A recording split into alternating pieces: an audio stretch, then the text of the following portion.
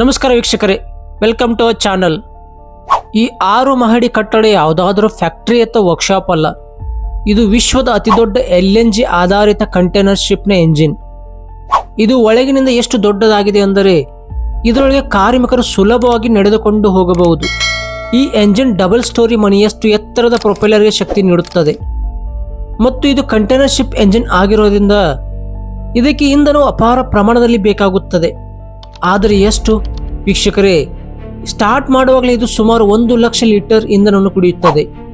ಇದರ ಇಂಧನ ಟ್ಯಾಂಕರ್ ಒಳಗೆ 6 ಒಲಿಂಪಿಕ್ ಗಾತ್ರದ ಸ್ವಿಮ್ಮಿಂಗ್ ಪೂಲ್ಗಳನ್ನು ಸರಿಯಾಗಿ ಅಡಗಿಸಬಹುದು.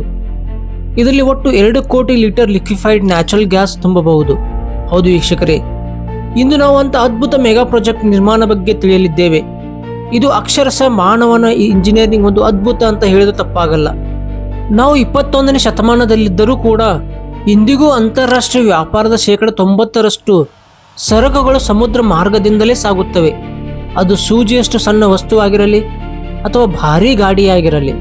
ಫ್ಲೈಟ್ ರೇಡರ್ನ ಪ್ರಕಾರ ಯಾವುದೇ ಸಮಯದಲ್ಲೂ ಆಕಾಶದಲ್ಲಿ ಸುಮಾರು 15,000ದಿಂದ 20,000 ವಿಮಾನಗಳು ಹಾರುತ್ತಿರುತ್ತವೆ. ಆದರೆ ಮರೀನ್ ಟ್ರಾಫಿಕ್ ನೋಡಿದರೆ ಈ ವಿಡಿಯೋ ಮಾಡುತ್ತಿರೋ ಕ್ಷಣದಲ್ಲಿ ವಿಶ್ವದಾದ್ಯಂತ ಸುಮಾರು 38,000 ಕಾರ್ಗೋ ಶಿಪ್ಗಳು ಸಮುದ್ರದಲ್ಲಿ ಸಂಚರಿಸುತ್ತವೆ. ಈ ಕಾರ್ಗೋ ಶಿಪ್ಗಳ ಗಾತ್ರಕ್ಕೆ ವಿಷಯಕ್ಕೆ ಬಂದರೆ ಮಾನವರು ಈಗಾಗಲೇ ಅತಿ ದೊಡ್ಡ ಶಿಪ್ಗಳು ನಿರ್ಮಿಸಿದ್ದಾರೆ. ಇನ್ನೂ ದೊಡ್ಡ ಶಿಪ್ಗಳು ನಿರ್ಮಿಸಬಹುದು, ಆದರೆ ಅವು ಸುವೇಜ್ ಮತ್ತು ಪನಾಮ ಕಾಲುವೆಗಳಂಥ ಪ್ರಮುಖ ಕಾಲುವೆಗಳಿಂದ ಹೋಗಲು ಸಾಧ್ಯವಾಗುವುದಿಲ್ಲ. ಇದರಿಂದಲೇ ಈಗ ಸ್ಪರ್ಧೆ ದೊಡ್ಡ ಶಿಪ್ಗಳು ನಿರ್ಮಿಸುವುದಲ್ಲ, ಬದಲಾಗಿ ಹೆಚ್ಚು ಇಂಧನ ದಕ್ಷತೆ ಶಿಪ್ಗಳು ನಿರ್ಮಿಸುವುದಾಗಿದೆ. ಇದೇ ಕೆಲಸವನ್ನು French shipping company CMA CGM ಮಾಡಿತ್ತು. ಇವರು ಡೀಸೆಲ್ ಅಥವಾ HFO ಮೇಲೆ ಅಲ್ಲ, ಬದಲಾಗಿ LNG ಮೇಲೆ ವಿಶ್ವದ ಅತಿ ದೊಡ್ಡ ಪರಿಸರ ಸ್ನೇಹಿ ಶಿಪ್ ನಿರ್ಮಿಸಲು ನಿರ್ಧರಿಸಿದ್ದರು.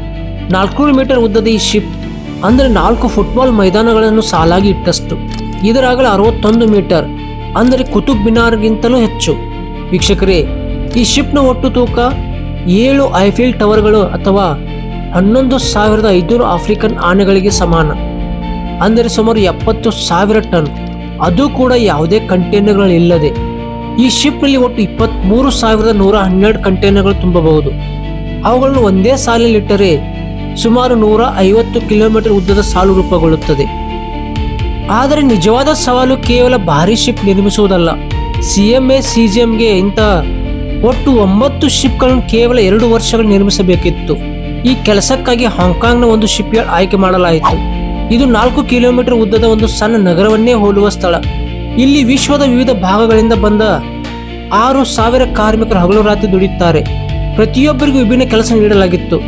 ವೀಕ್ಷಕರೇ, ಸಾಮಾನ್ಯವಾಗಿ ಒಂದು ಶಿಪ್ ತಯಾರಾಗಲು 18 ತಿಂಗಳು ಬೇಕಾಗುತ್ತದೆ. ಆದರೆ ಇಲ್ಲಿ 2 ವರ್ಷಗಳಲ್ಲಿ 9 ಶಿಪ್ಗಳು. ಹೇಗೆ? ಉತ್ತರ ಸರಳ. ಶಿಪ್ಗಳನ್ನು ಬ್ಲಾಕ್ಗಳಾಗಿ ವಿಭಜಿಸಿ ನಿರ್ಮಿಸಲಾಗುತ್ತದೆ. ಶಿಪ್ನ ಅಡಿಪಾಯ ಸ್ಟೀಲ್ ಶೀಟ್ಗಳಿಂದ ಮಾಡಲ್ಪಡುತ್ತದೆ. ಜಂಗ್ ಹಿಡಿಯದಂತೆ ಒಂದು ಶಿಪ್ಗೆ 12,660 ಸ್ಟೀಲ್ ಶೀಟ್ಗಳು ಬೇಕಾಗುತ್ತವೆ.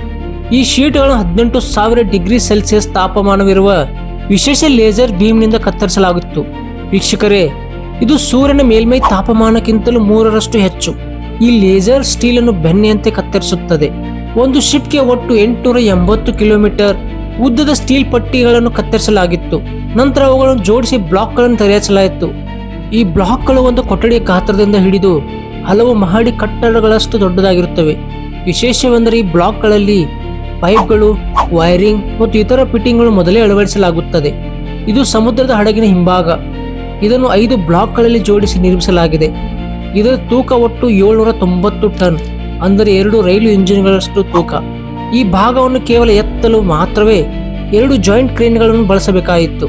ಅತ್ಯಂತ ಸೂಕ್ಷ್ಮ ಲೆಕ್ಕಾಚಾರದಿಂದ ಇದನ್ನು ಈಗಾಗಲೇ ನಿರ್ಮಿತವಾಗಿದ್ದ ಹಡಗಿನ ರಚನೆ ಮೇಲೆ ಇಡಲಾಯಿತು.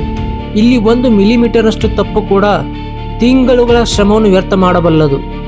ಒಮ್ಮೆ ಎಲ್ಲ ಬ್ಲಾಕ್ಗಳು ತಮ್ಮ ಸ್ಥಾನಕ್ಕೆ ಬಂದ ಬಳಿಕ ಈಗ ಆರಂಭವಾಗುತ್ತದೆ ಕೊನೆ ಕಾಣದ ವೆಲ್ಡಿಂಗ್ ಪ್ರಕ್ರಿಯೆ. ಒಂದು ಹಡಗಿನಲ್ಲಿ ಒಟ್ಟು 1,750 ಕಿಲೋಮೀಟರ್ ಉದ್ದದ ವೆಲ್ಡಿಂಗ್ ಮಾಡಲಾಗಿದೆ. ವೀಕ್ಷಕರೇ, ಅದನ್ನು ಒಂದೇ ಸಾಲಿನಲ್ಲಿ ಹಾಸಿದರೆ ಅದು ಮುಂಬೈ ಟು ಡೆಲ್ಲಿಗೆ ಹೋಗುವಷ್ಟು ದೂರ. ವೆಲ್ಡಿಂಗ್ ನಂತರ ಪ್ರತಿಯೊಂದು ಜೋಡಿಯನ್ನು ಸೂಕ್ಷ್ಮವಾಗಿ ಪರಿಶೀಲಿಸಲಾಯಿತು, ಏಕೆಂದರೆ ಸಮುದ್ರದ ಕ್ರೂರ ಅಲೆಗಳು ಅಲ್ಪ ದೌರ್ಬಲ್ಯವನ್ನು ಕ್ಷಮಿಸುವುದಿಲ್ಲ. ಇಲ್ಲಿವರೆಗೆ ನಾವು ಹಡಗಿನ ಹಲ್ ಮತ್ತು ಬ್ಲಾಕ್ಗಳ ಕಥೆಯನ್ನು ನೋಡಿದೆವು, ಆದರೆ ನಿಜವಾದ ಅದ್ಭುತ ಇದರ ಎಂಜಿನ್ನಲ್ಲಿದೆ. ಈ ಹಡಗು ಸಾಂಪ್ರದಾಯಿಕ ತೈಲ ಅಥವಾ ಡೀಸೆಲ್ ಮೇಲೆ ಅಲ್ಲ, ಬದಲಾಗಿ LNG ಅಂದರೆ ಲಿಕ್ವಿಫೈಡ್ ನ್ಯಾಚುರಲ್ ಗ್ಯಾಸ್ನ ಮೇಲೆ ಓಡಲು ವಿನ್ಯಾಸಗೊಳಿಸಲಾಗಿದೆ. ಇದು ಪರಿಸರದ ದೃಷ್ಟಿಯಿಂದ ಒಂದು ಮಹತ್ವದ ಸಾಧನೆ, ಏಕೆಂದರೆ LNG ಸಾಮಾನ್ಯ ಇಂಧನದ ಹೋಲಿಕೆಯಲ್ಲಿ 99% ಕಡಿಮೆ ಸಲ್ಫರ್ ಡೈಆಕ್ಸೈಡ್, 91% ಕಡಿಮೆ ವಾಯು ಮಾಲಿನ್ಯ ಮತ್ತು 20% ಕಡಿಮೆ ಕಾರ್ಬನ್ ಡೈಆಕ್ಸೈಡ್ ಹೊರಬಿಡುತ್ತದೆ.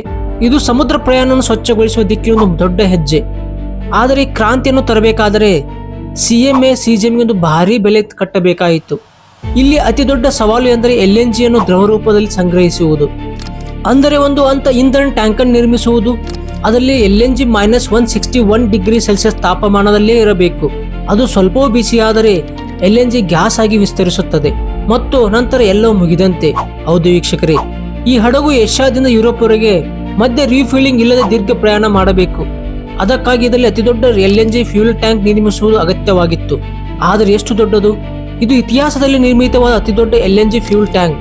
ಇದರ ವ್ಯಾಲ್ಯೂಮ್ 18,000 ಕ್ಯೂಬಿಕ್ ಮೀಟರ್. ಇದು ಒಳಗಿನಿಂದ ಎಷ್ಟು ದೊಡ್ಡದು ಅಂದರೆ ಇದರೊಳಗೆ 6 ಒಲಿಂಪಿಕ್ ಗಾತ್ರದ ಸ್ವಿಮ್ಮಿಂಗ್ ಪೂಲ್ಗಳು ಸರಿ ಹೊಂದುತ್ತವೆ. ಒಟ್ಟು ಇದರಲ್ಲಿ ಸುಮಾರು 2 ಕೋಟಿ ಲೀಟರ್ LNG ತುಂಬಬಹುದು.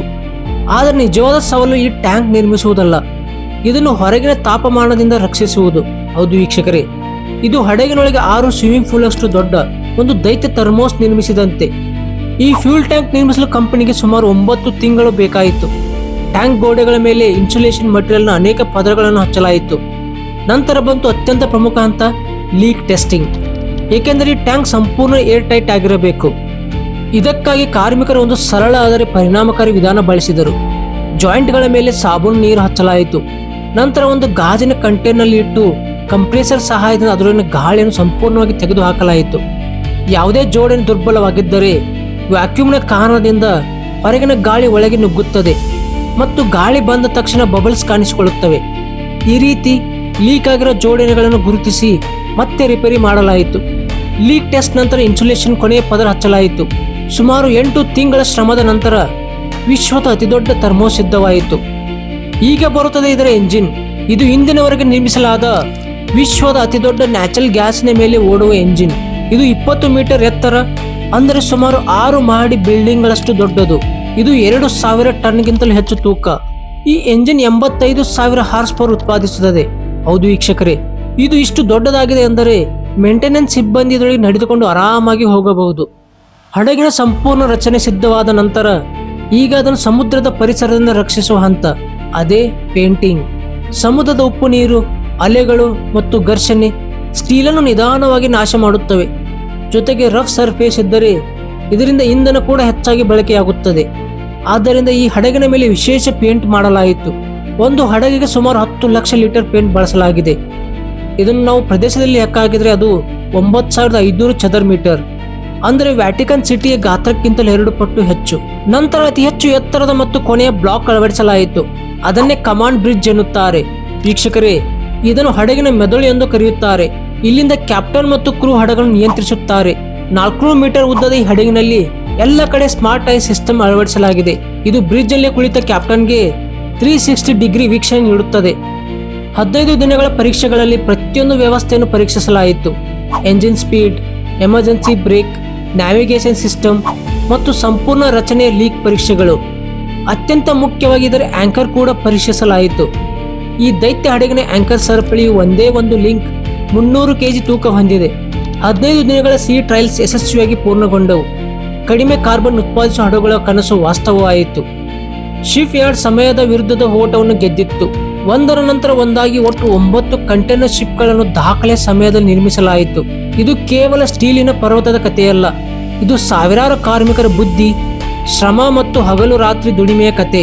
ಈ ದೈತ್ಯ ಹಡಗುಗಳು ಈಗ ವಿಶ್ವದ ಸಮುದ್ರದ ಮೇಲೆ ಆಡಳಿತ ಮಾಡಲು ಸಿದ್ಧವಾಗಿವೆ. ಅದು ಹಿಂದೆಗಿಂತ ಹೆಚ್ಚು ಸ್ವಚ್ಛ ಮತ್ತು ಪರಿಸರ ಸ್ನೇಹಿ ರೀತಿಯಲ್ಲಿ. ಇದು ವೀಕ್ಷಕರೇ, ವಿಶ್ವದ ಅತಿದೊಡ್ಡ LNG ಆಧಾರಿತ ಕಂಟೈನರ್ ಶಿಪ್ನ ಬಗ್ಗೆ ಒಂದಿಷ್ಟು ಮಾಹಿತಿ. ಈ ವಿಡಿಯೋ ನಿಮಗೆ ಇಷ್ಟವಾದ ವಿಡಿಯೋನ ಲೈಕ್ ಮಾಡಿ, ಶೇರ್ ಮಾಡಿ. ಹಾಗೆ ಮತ್ತಷ್ಟು ಇಂಥ ಆಸಕ್ತಿದಾಯಕ ವಿಡಿಯೋಗಳಿಗಾಗಿ ನಮ್ಮ ಚಾನಲ್ಗೆ ಸಬ್ಸ್ಕ್ರೈಬ್ ಮಾಡಿ. ಧನ್ಯವಾದಗಳು.